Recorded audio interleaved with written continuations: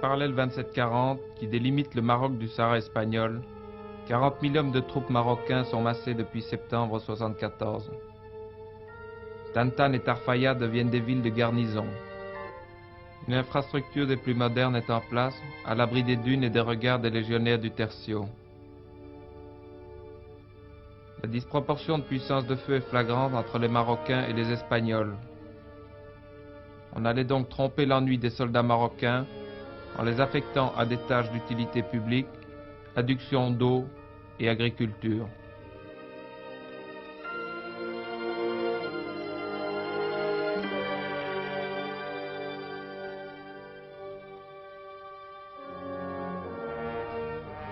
Tandis que périodiquement, on remonte le moral de la troupe en renouvelant les déclarations d'intention.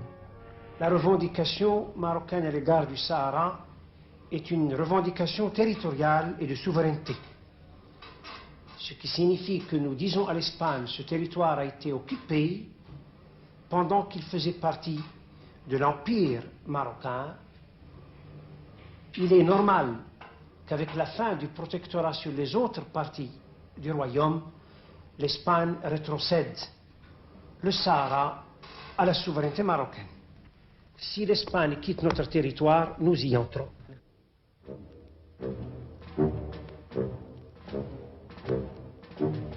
La marche civile et pacifique annoncée par Hassan II pourra compter sur des arrières solides. Chaque dune, chaque rocher abrite une parcelle de la puissance marocaine.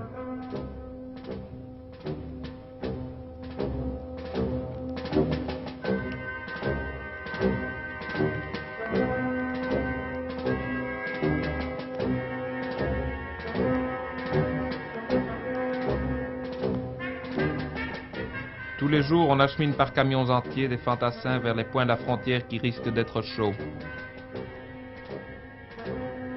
On ne semble cependant pas sur le point de se battre, mais à tout instant, la situation peut devenir explosive. Cette confrontation, le Maroc s'y est préparé. L'armée royale s'est déployée le long de la frontière, on entraîne les soldats, on creuse des emplacements d'artillerie. La récupération de leur Sahara est devenue le leitmotiv de tous les Marocains. L'Union nationale, ébranlée par les attentats contre le roi et par l'absence de démocratie, s'est reconstituée sur ce problème. Et c'est de là précisément que vient le danger, car le Maroc ne peut plus accepter le maintien des Espagnols ou la création d'un État indépendant. Et si la voie diplomatique échoue, il ne restera que la force. Incontestablement, la détente existe. La bonne volonté existe aussi des deux côtés. Et je dois dire que nous sommes décidés, et ça a été ma première décision, et c'est ma décision définitive, de n'avoir aucun affrontement avec l'Espagne. Notre marche sera pacifique. Est-ce que vous pensez qu'on arrivera à un accord, un compromis? Il est certain que si on jette des ponts les uns et les autres, on arrivera à un compromis dans la formulation, mais pas de compromis quant à la solution finale. Pas de compromis. Pas de compromis quant à la solution finale, pas de Sahara indépendant. Il est impensable que le Sahara soit indépendant, et il ne le sera pas tant qu'un Marocain sera vivant sur Terre. Nous avons réclamé notre Sahara bien avant que les phosphates ne soient découverts. Et s'il était en ma possibilité de dire « j'abandonne les phosphates, mais je le fais pour la souveraineté », je le ferai pour bien démontrer que d'avant tout, c'est la souveraineté, l'obligation qui nous est faite de rendre indépendant un peuple, parce que le Sahara n'est pas indépendant. En le ramenant au Maroc, nous le rendons indépendant. En le laissant devenir indépendant, nous le préparons à une autre colonisation. La seule indépendance du Sahara, c'est de rejoindre la mère patrie. Vous ne semblez pas craindre, comme on a pu le dire, une intervention, quelle qu'elle soit, de l'Algérie, donc. Je suis un juriste en procédure, on dit pas d'intérêt, pas d'action. L'Algérie a déclaré à maintes reprises et devant les instances les plus internationalement officielles, si l'on peut dire, qu'elle n'avait pas d'intérêt ni de revendication, qu'elle était très heureuse à l'intérieur de ses frontières. Donc, juridiquement, politiquement, humainement, historiquement, n'ayant aucun intérêt, elle ne devrait avoir aucune action. Majesté, cette marche semble tout de même à une invasion pacifique, c'est vrai, mais elle est donc quand même dangereuse. Est-ce que vous ne craignez pas un incident qui pourrait déclencher des événements regrettables? Je dois vous avouer que cela a été l'une de mes préoccupations majeures. Mais je vais vous parler peut-être d'une façon un peu réaliste ou peut-être shakespearienne. Ça a été porté sur le livre de comptabilité. C'est parmi les pertes possibles, prévues et attendues dans la colonne perte de notre livre de l'opération Fatah. Si la marche fut mon idée, si elle fut mon organisation, si elle fut la fille, si vous voulez, ou le fruit de mon ordre, elle n'est plus mienne maintenant. Elle est celle de nous tous. Et chaque Marocain a autant de droits que moi pour continuer et de devoir continuer la marche. La marche aura lieu. Soit que nous soyons arrivés à un accord, et dans ce cas-là, ça ira plus vite, soit nous ne serons pas arrivés à un accord et il aura lieu. Route qui conduit directement à la frontière du Sahara espagnol, des convois comme celui-ci vont continuer à s'acheminer pendant toute la semaine prochaine. Au long de ce parcours, tous les 300 km, des camps ont été installés pour accueillir les marcheurs. Ici, nous sommes à Aït Meloul, au sud d'Agadir. Les moyens, c'est surtout les moyens pour approvisionner les volontaires vers le sud. Oui. C'est-à-dire que tant c'est le plan approvisionnement en eau, carburant, vivres, Oui. également. Il passe combien de personnes ici par jour? Il passe à peu près 30 à 35 000 personnes par jour. Autour des camions, la vie s'organise. L'armée, discrète mais efficace, a installé des points d'eau. Elle assure aussi le ravitaillement en carburant, le service d'ordre. Pour le reste, on se débrouille seul ou en petits groupes pour préparer le thé et manger des conserves. Pour quelques instants, au milieu de cette aventure, les habitudes quotidiennes reprennent le dessus. Ce convoi qui vient de la région de Taza, au nord du Maroc, est parti depuis plus de 4 jours. Alors on est resté 2 jours à Taza pour l'approvisionnement, pour les préparatifs. Et on a quitté Taza hier à 3h du matin. On est arrivé à Marrakech et sur le champ, on a trouvé les camions qui nous attendent. Alors on a pris les camions, on a pris la voie sur Agadir. J'ai quitté ma famille, mon travail, mon tout, j'ai tout abandonné. Je vois que c'est un droit légitime, c'est un droit acquis. C'est vrai que dans le pays, cette marche fait pratiquement l'unanimité. Les volontaires affluent de partout. À Agadir, par exemple, le gouverneur m'a confié que 120 000 personnes sur 800 000 que compte la région s'étaient déjà fait inscrire. Et il songe à stopper les inscriptions afin d'éviter l'arrêt économique de sa province. À Marrakech, le roi, lui, continue ses négociations avec les Espagnols. La date du passage de la frontière saharienne a été retardée, mais pendant ce temps, hommes et femmes continuent à affluer vers le sud, constituant pour le gouvernement marocain un moyen de pression exceptionnel. Et c'est dans le train qui a ramené les 2 hommes à Marrakech que le problème du Sahara occidental a été discuté, longuement, mais aussi dans une ambiance détendue. Nous avons échangé des points de vue et il est certain que dans le secrétaire général des Nations Unies, que nous-mêmes, que l'Espagne, nous recherchons que le moyen de ne rien compromettre et de donner satisfaction tant aux aspirations légitimes du Maroc qu'aux considérations contingentes et normales que peut nous opposer le gouvernement espagnol, contingences auxquelles nous accorderons la plus grande attention vu l'amitié qui nous lie avec ce pays et en considération du fait que nous sommes non seulement des voisins, mais que nous voulons être des voisins potentiels pour le meilleur, je ne dirais pas pour le pire, mais pour le meilleur. Nous avions un échange de vues hautement intéressant et l'analyse que Sa Majesté m'a donnée m'a aidé considérablement de comprendre mieux la situation. Je demande de la façon la plus formelle l'information qui vient d'être communiquée au Conseil par le représentant de l'Espagne relative à un prétendu changement de la position du Maroc et de la signification de la marche pacifique, ainsi que l'a déclaré Sa Majesté Hassan II. La marche est menée par des civils, hommes et femmes, non armés. Le Maroc maintient dans tous ces éléments sa position initiale et je déclare solennellement que le gouvernement marocain est décidé à éviter tout incident avec les forces armées espagnoles.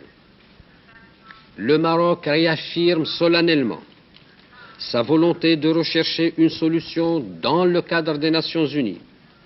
Cette position a été rappelée à Monsieur le secrétaire général Waldheim et à son représentant par Sa Majesté Hassan II lors des visites effectuées au Maroc. Tarfaya, quelques bâtiments blancs à l'extrême sud de la côte marocaine. Tarfaya, dernier village avant la frontière du Sahara espagnol. C'est ici que les marcheurs venus des quatre coins du pays sont rassemblés. 70 km de bivouac. Aucun mot n'existe pour décrire un tel spectacle. On a tout à la fois l'impression d'assister au tournage d'une superproduction d'Hollywood, à un deuxième débarquement allié, ou plutôt de vivre chaque jour les plus grands récits de la Bible. Ces hommes, perdus dans le sable, sont venus là pour entamer une marche de 100 km à travers le désert. Depuis le début de la semaine, les convois se succèdent désormais à un rythme ininterrompu. Chaque jour, plusieurs colonnes de 200 à 300 camions font leur entrée dans le camp après parfois 4 ou 5 jours de voyage. Au total, 8000 camions sont attendus.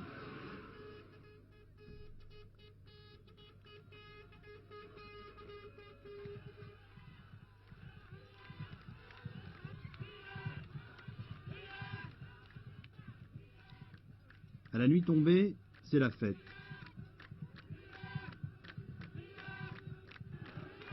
On chante, on danse, on hurle. Hassan II est notre roi, le Sahara est notre Sahara.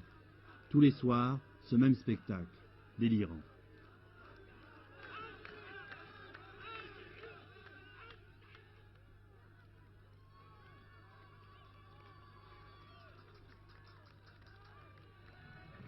Dans le camp, les marcheurs, en majorité des gens de la campagne, restent groupés par convoi. Ce campement est celui de la région de Ouarzazate, au centre du pays. Les 20 000 volontaires de cette province sont rassemblés ici sous l'autorité de leurs caïds et des notables venus avec eux. Quelques pierres, une couverture, très vite tout le monde s'est installé. Il y a une semaine ici, il n'y avait rien que du sable. Aujourd'hui, c'est presque une ville. Ils sont déjà 250 000 et on en attend au moins 400 000.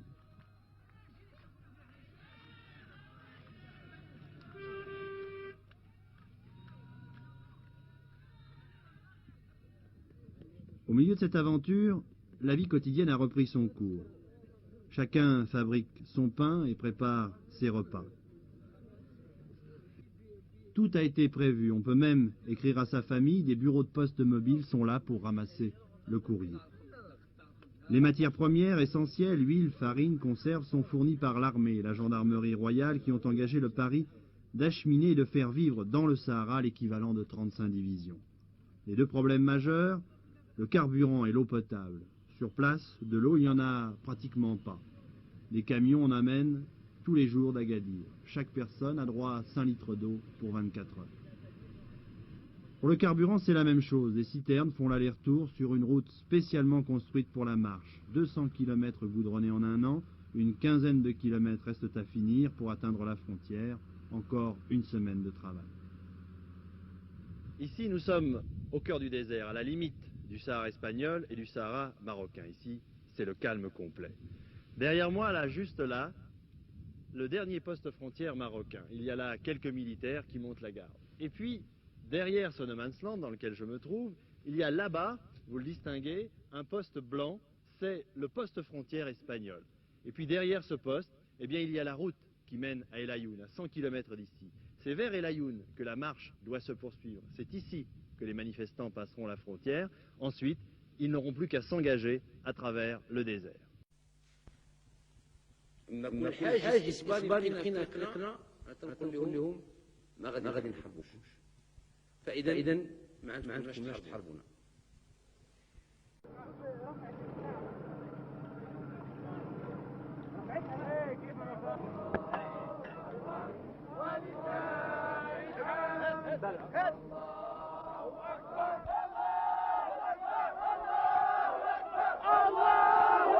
Nous venons de passer juste là le poste frontière de Ta, à la limite du Sahara espagnol, et nous nous engouffrons actuellement en territoire espagnol. Vous ne les voyez pas, mais il y a au loin là des hélicoptères espagnols qui rôdent et qui observe la situation. Le flot actuel est à peu près de 40 000 hommes. C'est le premier contingent qui vient de passer en présence du Premier ministre marocain qui est en tête du convoi.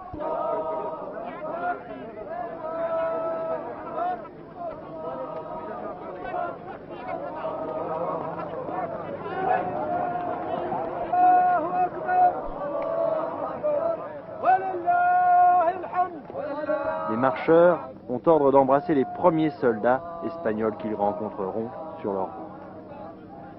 La marche est bien organisée. La gendarmerie encadre ce premier contingent de 40 000 personnes et leur convoi de ravitaillement qui sera suivi par le reste des 350 000 volontaires.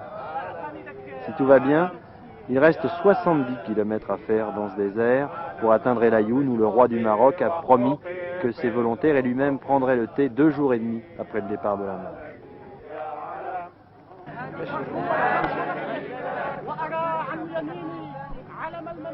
Mais ici, sur le terrain, rien n'est aussi facile. Et les avions espagnols qui nous surveillent sont là pour nous rappeler que la route n'est pas ouverte devant nous.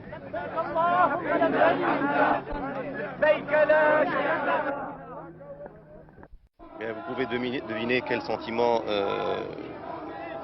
sont les nôtres actuellement au moment où nous traversons, où nous avons franchi cette barrière artificielle.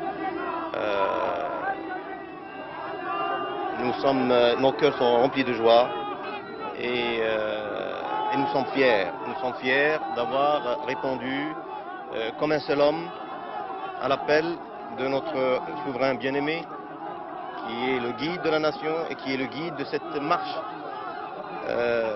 marche dont le sens ne peut pas vous échapper. Monsieur le Premier ministre, est-ce que vous allez donner l'ordre donc à tous ces hommes de continuer, et cela quelle que soit la réaction des soldats espagnols? Vous avez écouté le discours de Sa Majesté, la marche continue. Combien de temps démarrer, faudra-t-il? on ne peut plus l'arrêter de toute façon. La marche verte va maintenant s'élancer à la conquête du désert. Les obstacles seront nombreux, mais pour les marcheurs, leur foi et leur détermination auront le dernier mot. Malgré les sévères mises en garde des autorités espagnoles, aucune action militaire n'est venue pendant ces premières heures troubler la marche pacifique. Certes, des hélicoptères et un avion d'observation survolaient sans cesse cette masse humaine en déplacement.